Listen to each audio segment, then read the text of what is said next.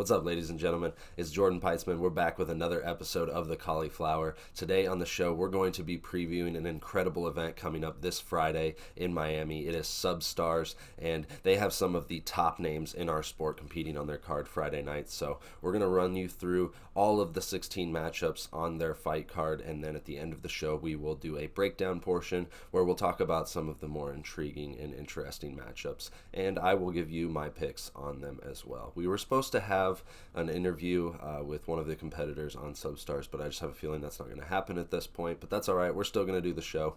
Let's get right into it. The main card kicks off at 7 p.m. on the East Coast, and this will be on pay-per-view. You can purchase that at substars.us. And you can purchase it under your preferred athlete. Whoever you like the most on the card, you can buy it under their name. And I'm not sure if they get a portion of the sales or if they're just doing that to keep track of who brings in the most views. But either way, a great way to support your favorite grappler on the Substars card. Kicking off at 7 o'clock, we have like what I consider to be their undercard. The first 6 matches are people that I personally haven't heard of. That doesn't mean they're not good grapplers. Just means they're not familiar to me in Iowa, which, you know, news takes a little while to get here, obviously. So, first up, we have Julian J.P. Perez versus Jacob the Bull Brown. Next up, we have Hector Acosta versus Carlos Andrade. Next, we have Jasmine Hosha versus Natalia Santoro. And actually, I have heard of her, obviously. Gordon Ryan's girlfriend or sister, whatever, stepsister, I don't know what she is. Anyways, that's one of the two female matches on the card. Next up, we have Andy Perez taking on Alex Moran. Then we have Eduardo Roque taking on Felipe Perot Chiavon. And then we have Mauricio Gomez taking on Josh Garcia.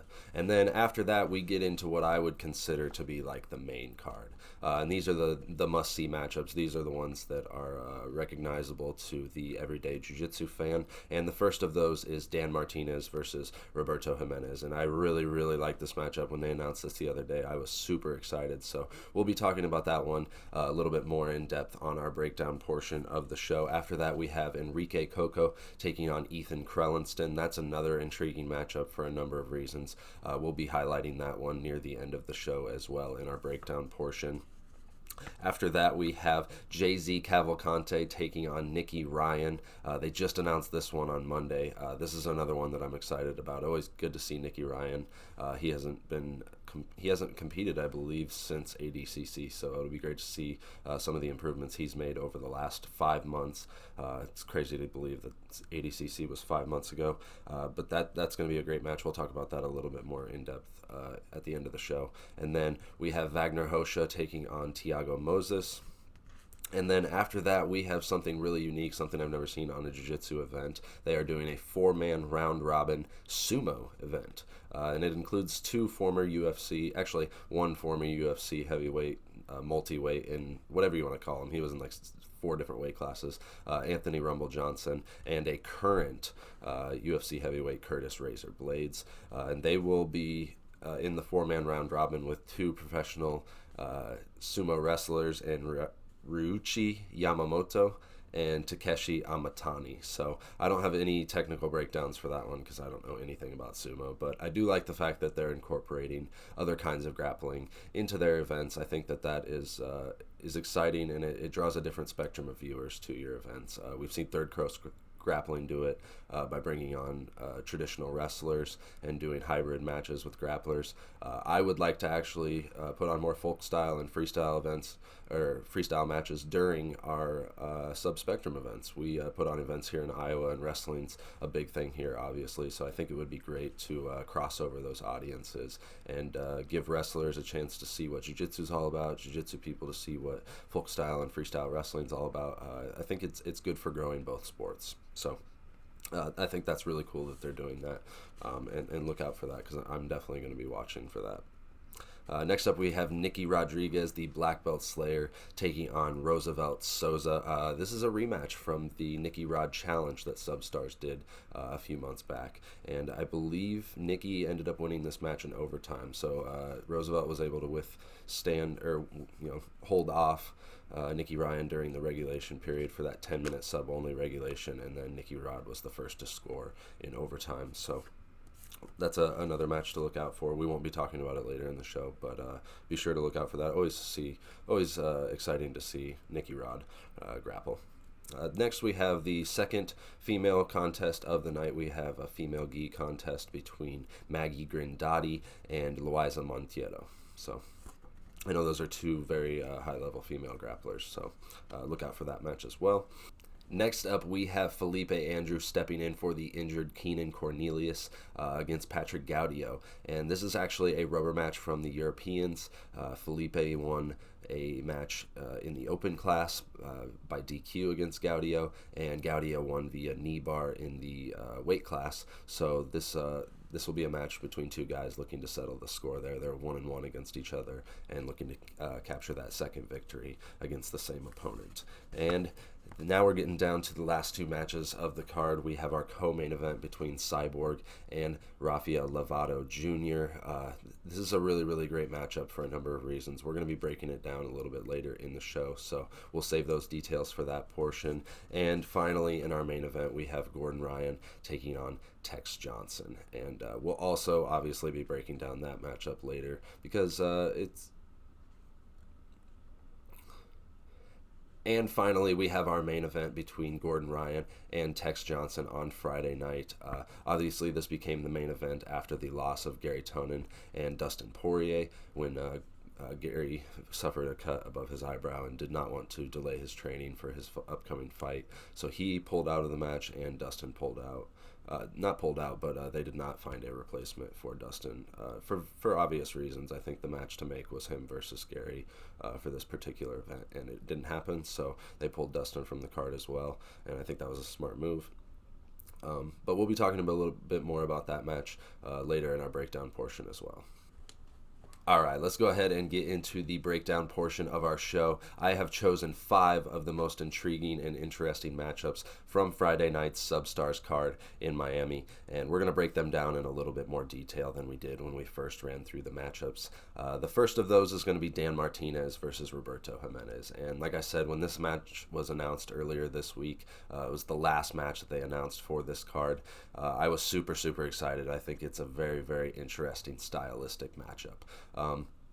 I think if you asked your everyday jiu-jitsu fan, they would be choosing Roberto in this matchup. Obviously, he has that momentum on his side coming off that victory over Keenan last week at Who's Number 1. But this is a no-gi contest, and I think it's completely different. I think Dan Martinez is very, very dangerous opponent for Roberto Jimenez.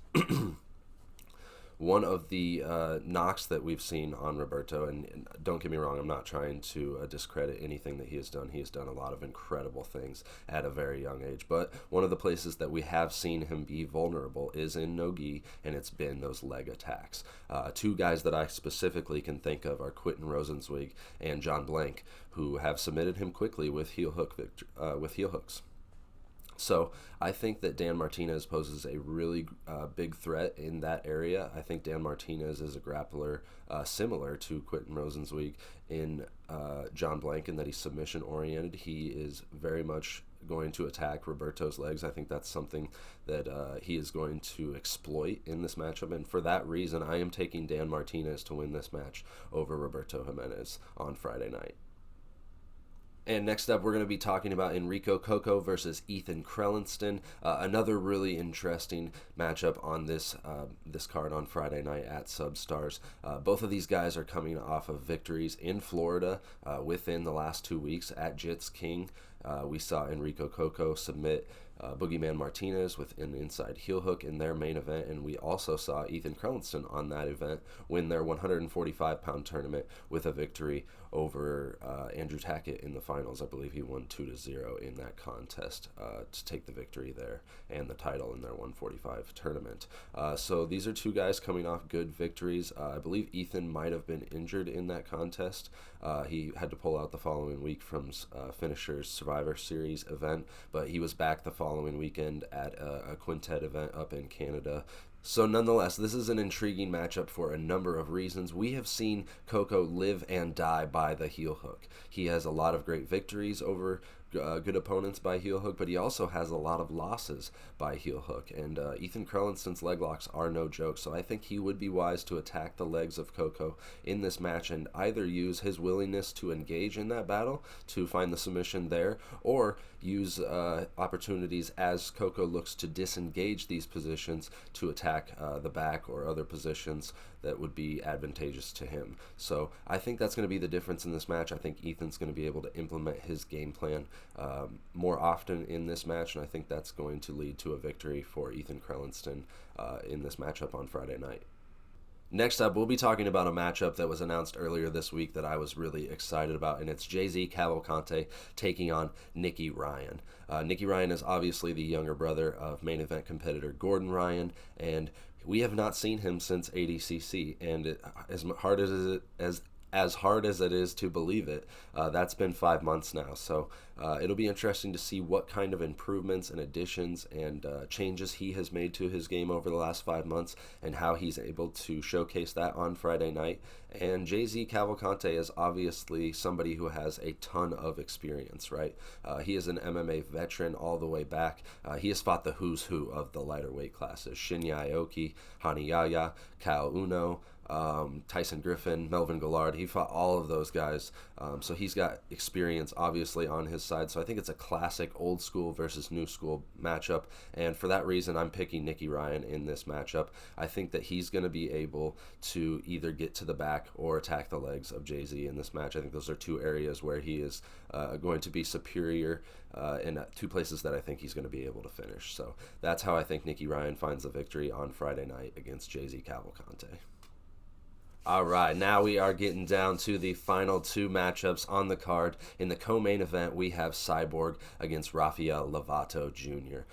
As many of us know, Rafael Lovato Jr. was recently forced to vacate his title at Bellator due to ongoing brain conditions. So that was obviously a terrible thing to hear, but it is great to see that his health is good enough now that he is able to compete in this grappling contest. And I think it's a really interesting matchup against him and Cyborg. Cyborg's obviously coming off of his victory in the Kasai heavyweight tournament. He looked great in that tournament. He was dominant in the finals against Lucas Barbosa.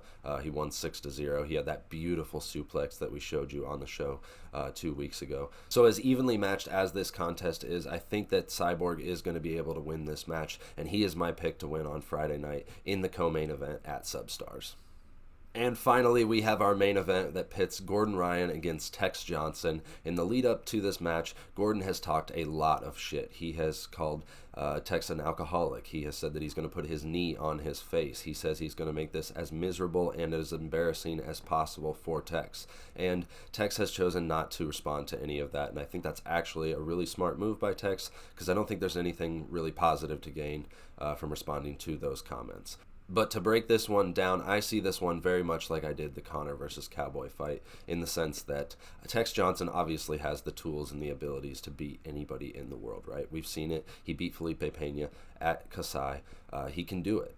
But in this particular matchup against this particular opponent, I just don't see any way that Gordon Ryan loses this contest.